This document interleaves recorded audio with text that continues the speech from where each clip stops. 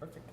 So just to kind of start things off, what goes into the discussions on boundary changes? I'm sure it's a very complicated process. But it is very complicated, and it starts by taking the maps that you saw today, and every area into small areas are broken down to how many children live there, how many children attend the school it's assigned to. And then looking at those numbers, we look at each building and how many classrooms does it have, so what capacity does it have, what impact would if we moved a section out or a section in. So it's like moving many, many different puzzle pieces until you find solutions that allow you to move what you have to move and yet not exceed the capacity of the building as it's projected. So that's what happens on paper and the analytics. We also go around, and Todd Veek did this for us, and held a meeting at every school that potentially could be impacted with the principal and teachers and a parent or parents that the principal invited to the meeting through whatever process. And then just listen to preliminary concerns or questions, which then helps us identify preliminarily where there may be issues that we're not aware of. You know, concerned about a safe pathway or a route or location of a building. And then once that all comes together, literally Todd and I sit down and start trying to put the puzzles together to come up with a game plan based upon those assumptions that were approved by the school board as to what our priorities were in trying to come forward with boundary recommendations. So why now?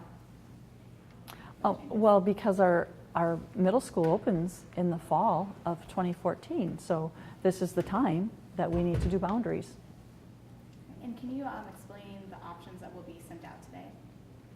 Well, in the middle school level, there's the option that will be sent out that involves no change to Whittier as far as students leaving that school, no change to Patrick, no change to Memorial.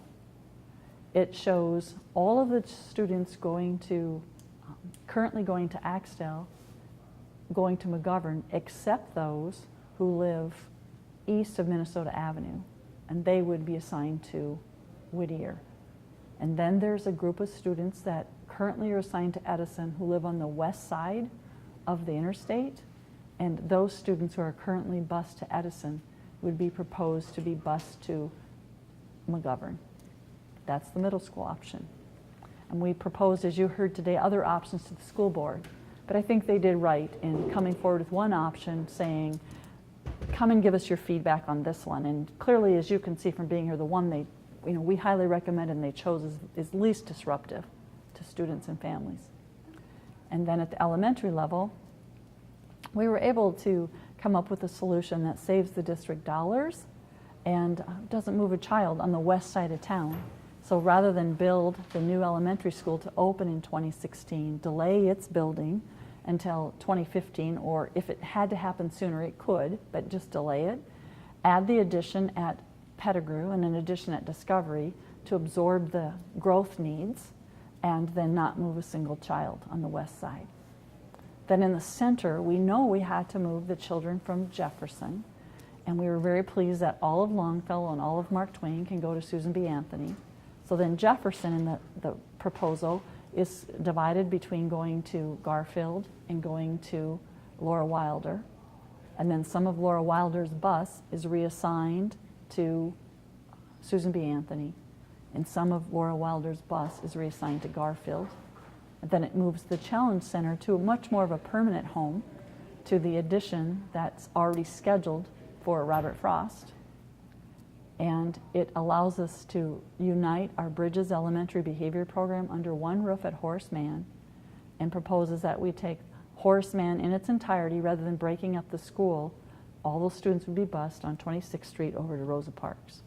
Without a map, you managed to get through all of them. I have been dealing with this around the clock 24/7 for several days. So. You mentioned a cost savings. Could you just re-detail that? I know you Yes. presented it to the board, but I wanted to make sure I had those numbers correct. The delaying of the Northwest Elementary School saves the board, and these are rough estimates, approximately $5.4 million, and an ongoing savings of $200,000 each year in operational costs over if they were to build that building. That's the savings. I'm sorry, the $5 million, that's just not on this budget because that will be, Well, it's currently in the budget, but it would be removed from the budget. Right, and it would be in That's the the future savings beyond putting up those additions. yes, thank you. Now, just in listening to the discussion here, a lot of the talk was about trying to keep neighborhood schools together. And I know one neighborhood school is going to kind of disappear because of these changes. What went into that discussion? Well, I think you have to listen carefully because that neighborhood school is kept together. The driving thing is keep a neighborhood school together. They are.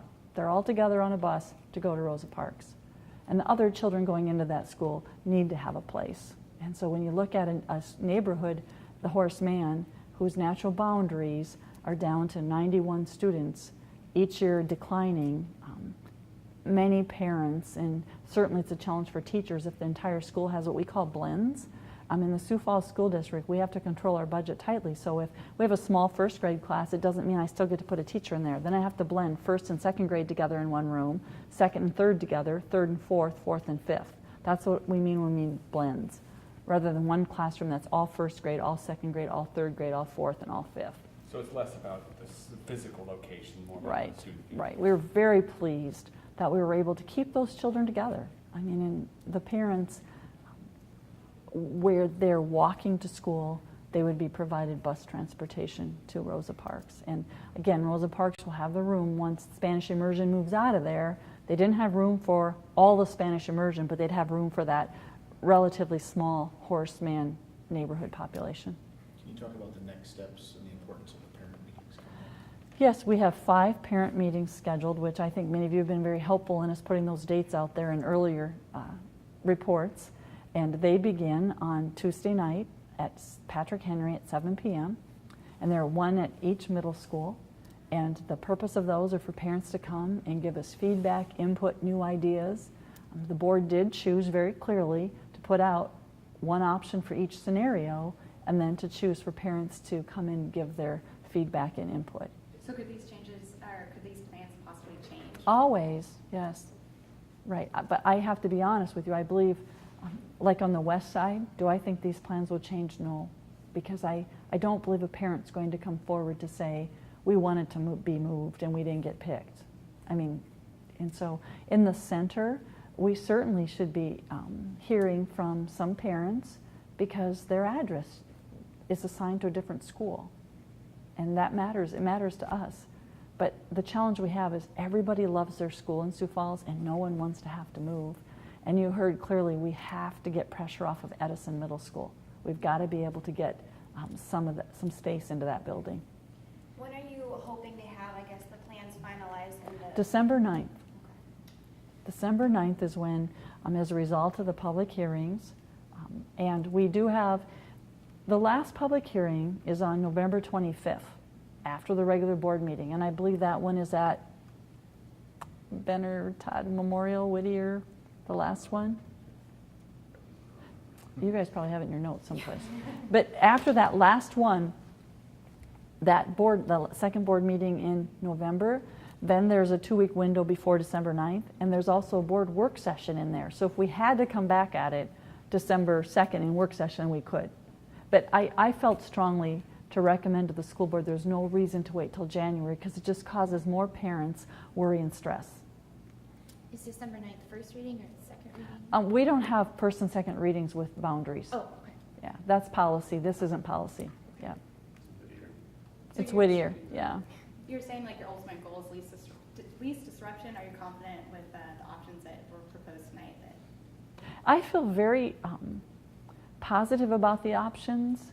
I feel like they adhered to every one of our boundary assumptions, as well as really looked at it as the eyes of a parent and had to weigh it out. It's not an easy job to stand in. You can't make everyone happy, but really feel like we did a very thorough job of making options available for the board to decide upon to take out for public input. Do you have like a rough number or anything about how many kids would be affected in this change? Or? No, again, because, Board Member Parker asked that question, and we're looking at, okay, in the end, that means this school has 2 classrooms still open and this one has 1 open. You balance boundaries over, those numbers certainly go in, but in the outcome, you're looking at where do you have rooms available. So what would you say to those parents, that are going to be affected with their kids who aren't very happy with this?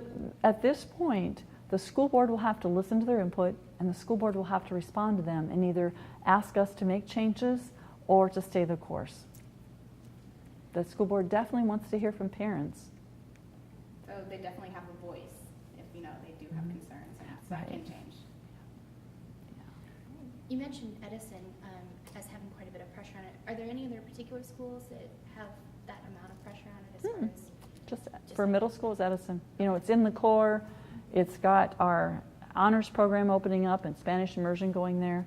And it was spread out. I mean, if you think students on the west side of the interstate were bused into Edison.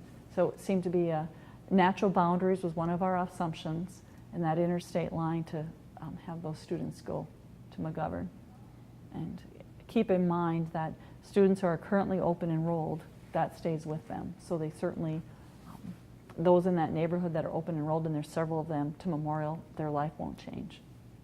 How often would you say that the district makes changes to its boundaries? Our goal is to look at 5 to 7 years, and that's been, in some cases they last longer than that, and not very often have we had to look at a move earlier. Usually those in between we balance with special programs, by moving, for instance, early childhood or moving a center-based program. We do it with a subset of the population who's already turns over. So when you move an early childhood program, you're really not impacting a family because it's not the same families each year.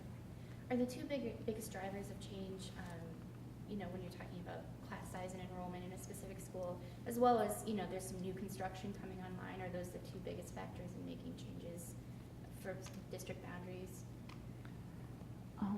I don't understand the question. Oh, Beth, sorry. come again. When you're looking at schools that are getting pretty big, large class sizes, is that a factor, as well as we're building some new schools, now we need to look at different boundaries? Well, the new schools are always only slated because of growth and need, okay? Sure. And so on that west side, we desperately needed space.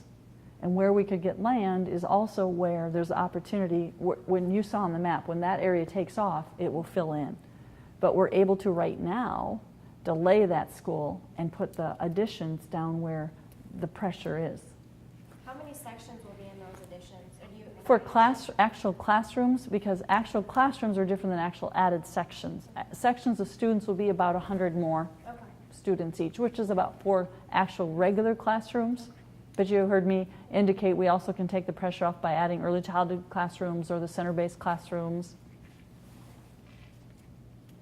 And it's accurate from your perspective that the board is following this concept of, well, we should cater to the growth and not just to where we want facilities, because they are presenting to people this idea of we should put some additions on these areas that were built for it long term and then plan for the future. Mm-hmm. Yes. Okay. Yeah, the goal is that the needs of the families and children come first. And I think you saw that today when they made a decision to at least propose to delay that school. And you saw the options as they would be right now with what we would call skip busing, that opportunity, which we don't even have to propose. So a message will go out tonight? A message will go out tonight, and then they will all be directed to the district's website as an option to see this detail, as well as if they also receive email, they'll get the PDF as an attachment. And then if they typically get their newsletter by hard copy, they're told they'll get that the same way from the building principal. And so we'll have it pretty much covered. But if if none of the schools in my area aren't affected, I won't get a call. Right. Okay. Right. If you're, So some for instance, will, yes, but not if you're John Harris, I mean, the schools that knew they wouldn't be impacted, if they're not impacted, we're not going to give them a call. Our goal is to minimize that disruption.